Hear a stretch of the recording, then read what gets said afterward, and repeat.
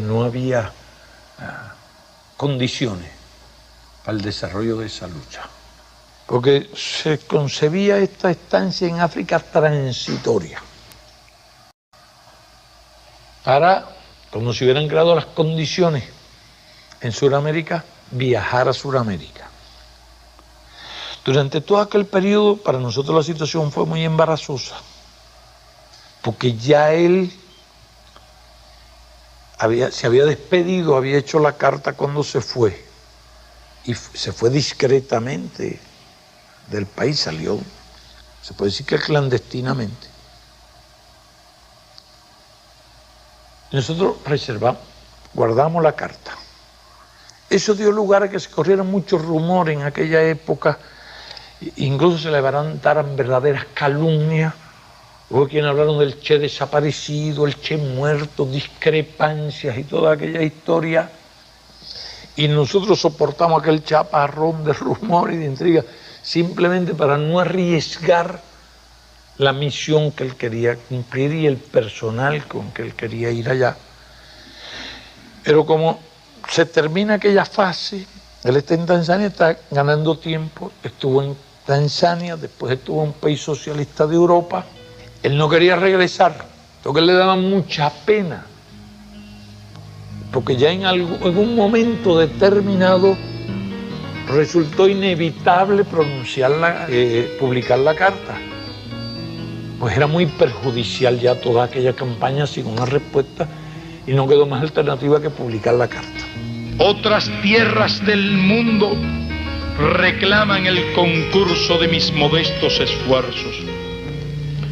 Yo puedo hacer lo que te está negado por tu responsabilidad al frente de Cuba. Y llegó la hora de separarnos. Sépase que lo hago con una mezcla de alegría y dolor. Aquí dejo lo más puro de mis esperanzas de constructor y lo más querido entre mis seres queridos. Y dejo un pueblo que me admitió como un hijo. Eso lacera una parte de mi espíritu.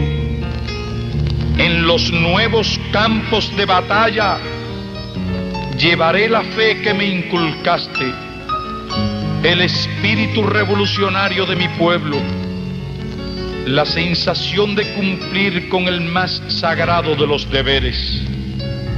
Luchar contra el imperialismo donde quiera que esté. Esto reconforta y cura con creces cualquier desgarradura. Ya después que se conoció la carta, que era una necesidad política ineludible, él, con ese carácter particular, le costaba mucho la idea de regresar a Cuba después de haberse despedido. Yo lo persuado de que regrese, que es lo más conveniente para todos los fines prácticos de lo que él quería hacer. Y regresa, pero también clandestinamente regresa a Cuba. Y está aquí algunos meses, una zona montañosa, difícil, entrenándose.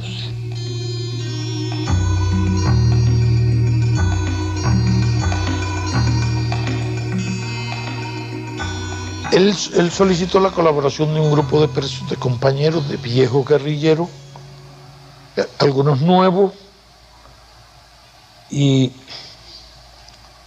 solicitó que se le apoyara en eso.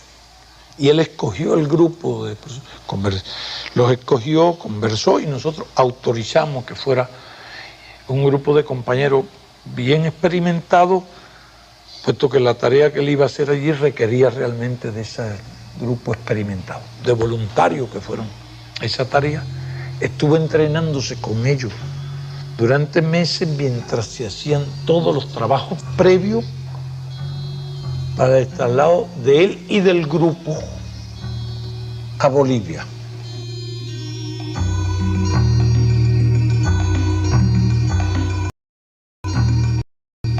El día que se hizo una broma,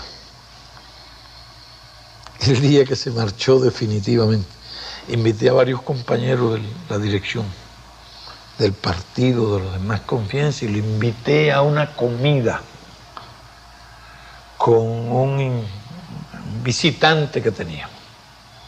El visitante era el Che, ya disfrazado. No lo conocía nadie en absoluto, con el disfraz que se hizo.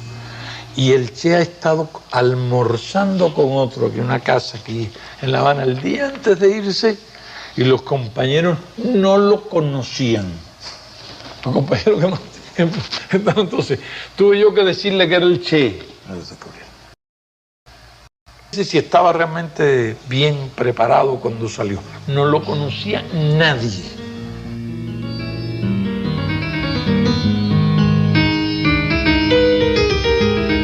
Él había escogido el territorio y había un plan de lucha. Le interesaba Argentina. Estaba realmente muy inspirado en la idea de hacer la revolución argentina. Pero en aquella época no había relaciones con nadie. Entonces estos gobiernos incluso se habían unido a los Estados Unidos contra Cuba. Y él en los primeros tiempos había aglutinado un grupo de argentinos. Incluso un argentino que había estado como periodista en la Sierra Maestra, Massetti, que después fue fundador de Prensa Latina. Y él lo había captado para sus ideas de lucha en Argentina. Y Massetti, de acuerdo con el Che, trató de organizar un frente allá en el norte de Argentina, por la zona de Salta. Massetti murió en aquellas misiones. El Che era un hombre siempre muy sensible, muy comprometido con todos sus compañeros.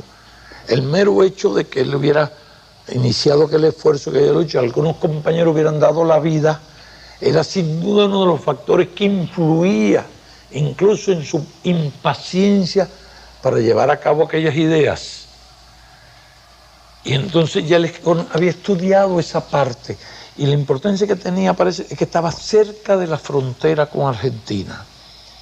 Él conocía el carácter del campesino boliviano, muy callado, muy reservado, muy desconfiado. Él sabía que era muy diferente el carácter del cubano, porque él había recorrido incluso después que se graduó en motocicleta, había estado recorriendo. Él estuvo hasta el Amazonas en muchos lugares y tuvo mucho contacto con esas poblaciones y conocía la tragedia del indio, las características. Él conocía mucho eso y lo sentía. Y más de una vez me explicó y me habló de cómo había que trabajar y que eso llevaba tiempo, que eso no era fácil. Él estaba consciente de las dificultades de la tarea que tenía allí. Pero ¿qué pasa? Que había vivido nuestra experiencia, nuestra casi increíble experiencia.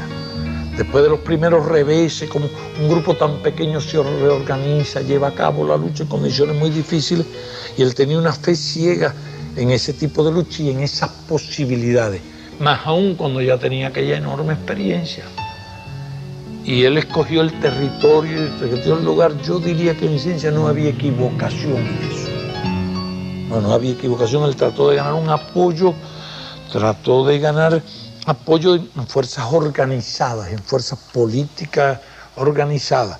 Se suponía que se iba a contar con el apoyo del Partido Comunista boliviano y de otras fuerzas. Hubo otras fuerzas que se sumaron, porque había divisiones en esa época en el movimiento, en la izquierda, en el movimiento comunista. El Partido Comunista tenía varios dirigentes. Ya el secretario general Monge, se había hablado, se había explicado. Pero había otros dirigentes también.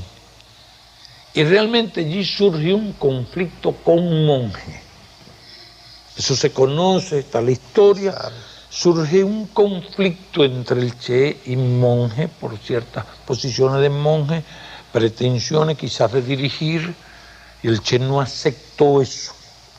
Yo creo que en Monge prevalecieron algunos factores formales, puesto que aquel era el país y era el secretario del partido del país, y realmente para dirigir aquella empresa no había mejor cuadro ni mejor persona más preparada que el Che. Se había logrado el apoyo de otros movimientos y también de algunos latinoamericanos. Estaban en esa fase cuando los acontecimientos se complican allí y realmente se descubre Pienso que necesitaba un poco de más tiempo. Pero por una razón o por otra, combinación de factores, llegan a descubrir el destacamento cuando todavía estaban en fase de organización. Entonces, Monge tiene cierta responsabilidad, pero bueno, históricamente no sería justo hacer esa imputación al Partido Comunista. Varios comunistas se unieron, los Peredo, muy buena gente que estaban despuntando como excelentes cuadros, se unieron y apoyaron al Che y ayudaron muchísimo al Che. Y la dirección del partido, en discrepancia, quiso ayudarlo. Así se va a imputar una responsabilidad, habría que imputársela a Monge.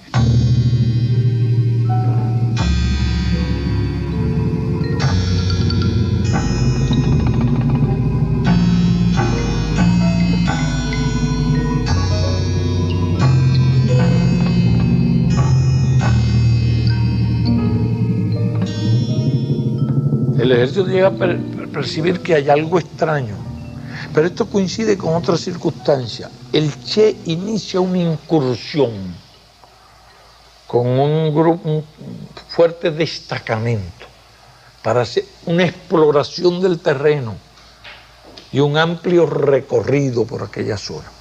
Quedan en el campamento los más nuevos, gente que iba llegando de allí. Pero ese recorrido dura muchas semanas.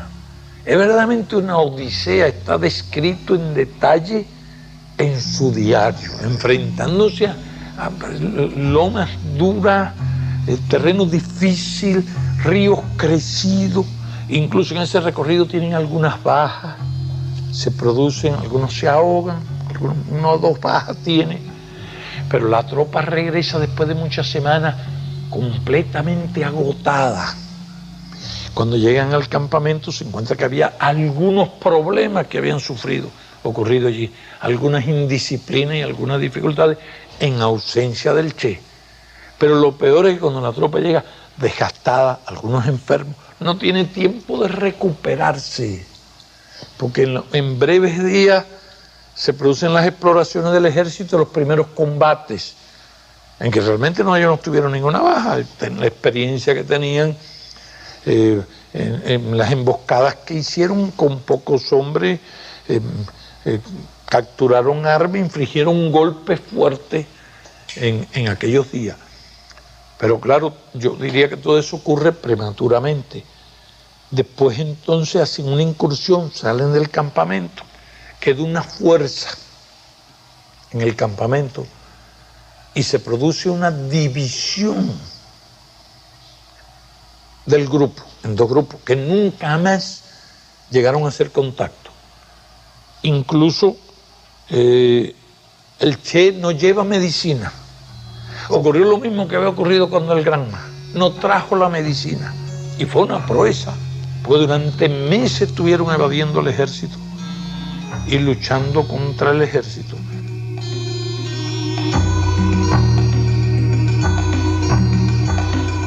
Él tenía confianza en la posibilidad de la lucha irregular. Él lo sabía. Y en esas circunstancias, la guerrilla depende de sí misma. No puede ni esperar ni recibir apoyo exterior, que es prácticamente imposible. Eso no era posible. Y la ayuda de tipo clandestina, toda la red había sido desbaratada. Eso en ese momento dependía de la acción de ellos.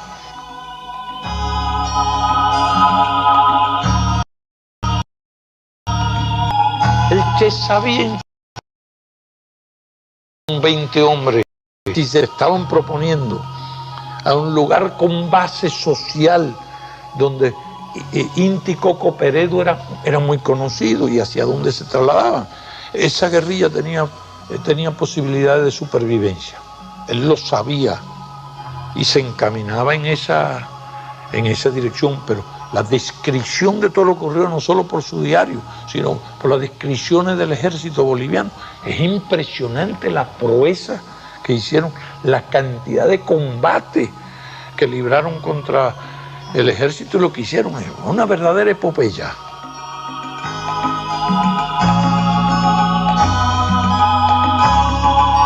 pronto yo pienso que él estaba muy afectado cuando se persuade de la muerte del otro grupo. Y la muerte del otro grupo nosotros tenemos noticias por los cables. Se explica cómo ella, por nuestra experiencia, yo deduzco inmediatamente que la noticia es exacta, que es correcta, es verídica. La muerte cuando muere Tamara, cuando muere Joaquín, el grupo que muere. Pero él se resistía a creerlo y se ve en el diario durante muchos meses. Él se resiste, cree que es mentira del ejército, porque han dado muchos partes falsos. Cuando ya se convence, se persuade que no existe, que no lo encuentra, es cuando él emprende una marcha hacia la búsqueda de una base social, cuando ya tiene algunos cuadros bolivianos buenos, y era correcto, y tenía posibilidad de supervivencia. ¿Cuánto influyó en su ánimo la muerte de aquellos compañeros?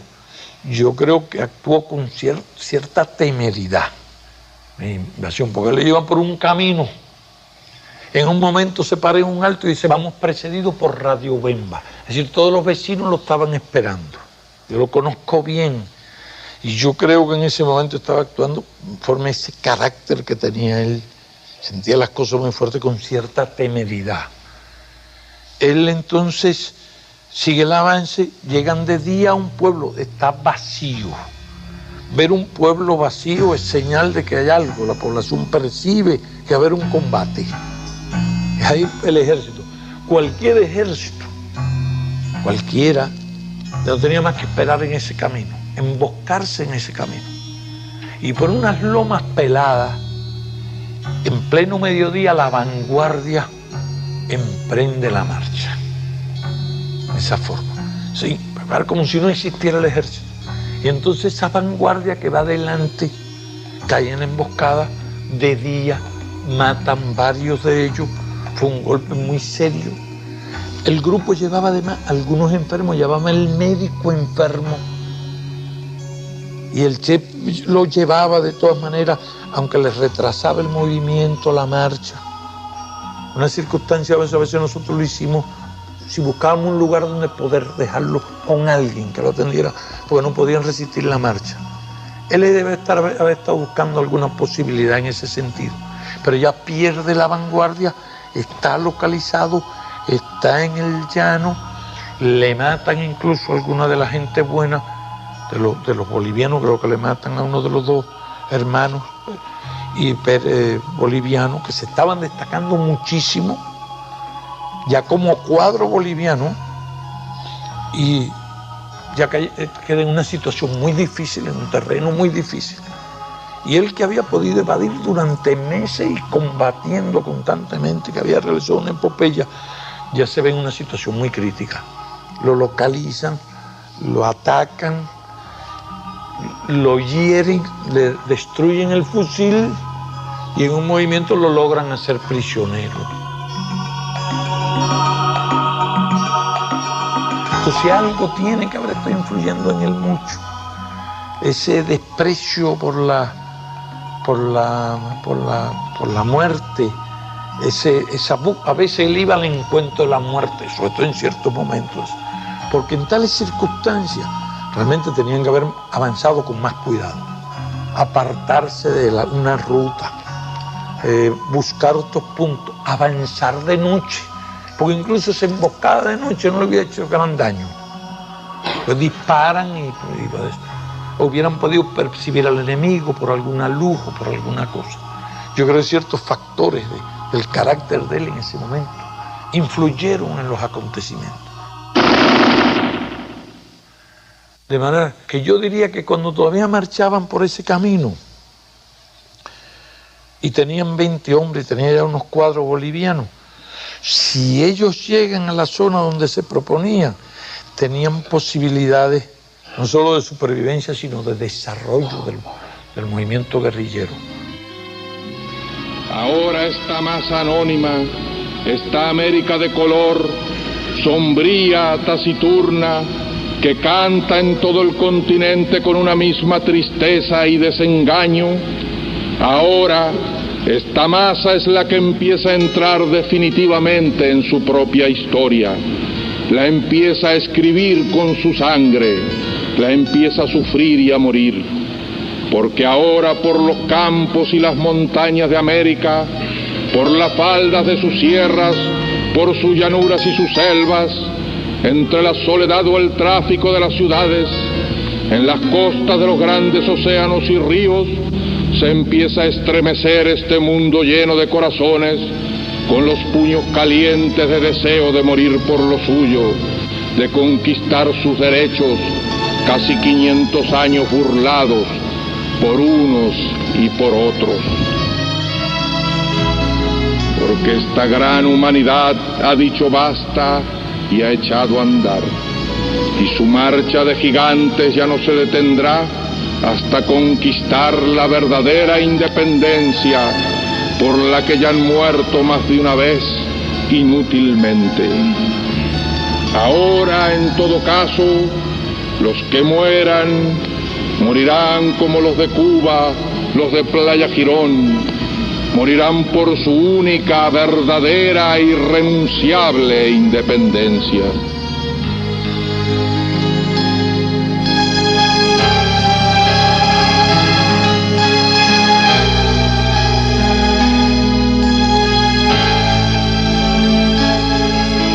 Creíamos lo que estaba haciendo y creíamos que podía hacer lo que se proponía. Yo siempre digo que el éxito o el fracaso no es lo que indica que es correcta una línea. Nosotros pudimos haber muerto todos en nuestra lucha, estuvimos a punto más de una vez. Si hubiéramos muerto mucha gente, diría que estábamos equivocados. Yo pienso que si hubiéramos muerto no estábamos equivocados y que nuestro camino es correcto, pero hay una serie de factores imponderables que intervienen, incluso el azar. Y nosotros sobrevivimos en los primeros, aquellos días difíciles, casi de milagro. Sería otra historia larga de hacer. Pero en esas circunstancias no se puede decir que el éxito sea la medida de la justeza de una línea. Determinados factores indujeron, pero yo no cuestiono la justeza de la línea del Che. Yo lo que digo, nos habría gustado que no pasara por esa etapa inicial de tanto riesgo y que hubiera podido incorporarse como jefe político y jefe militar, como estratega, en un movimiento que ya hubiese rebasado esa fase. Teníamos excelentes relaciones de amistad, de confianza, y el Che realmente les prestaba mucha atención a los puntos de vista, a los criterios que yo le daba, pues siempre mantuvimos una confianza y una amistad hasta el final. Pero aquella era su idea. La otra cosa era prohibirle, y eso no estaba dentro del tipo de relaciones que teníamos nosotros, ni por razones de Estado, ni imponerle un criterio. Lo que hicimos es que lo ayudamos, y ayudamos a algo que creíamos que era posible.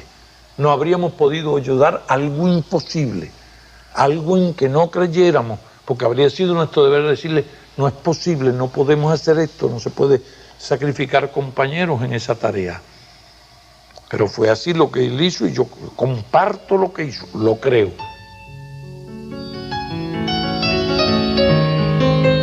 No se sabe todavía qué hicieron con el cuerpo del Che y dónde está el cuerpo del Che. Se han encontrado muchas cosas de él y objetos, todo, se sabe todo lo que ocurrió por los dos bandos y cosas muy coincidentes. Lo que no se sabe es dónde está enterrado el Che. Ellos quisieron desaparecerlo. Además, los yanquis quisieron desaparecerlo. No obstante eso, el Che se convirtió en un gran símbolo para el mundo entero del hombre ejemplar, revolucionario, heroico.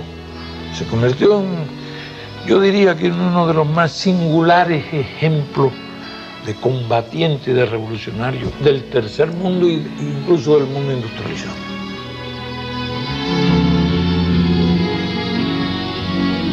Si queremos expresar cómo aspiramos que sean nuestros combatientes revolucionarios, nuestros militantes, nuestros hombres debemos decir sin vacilación de ninguna índole que sean como el Che.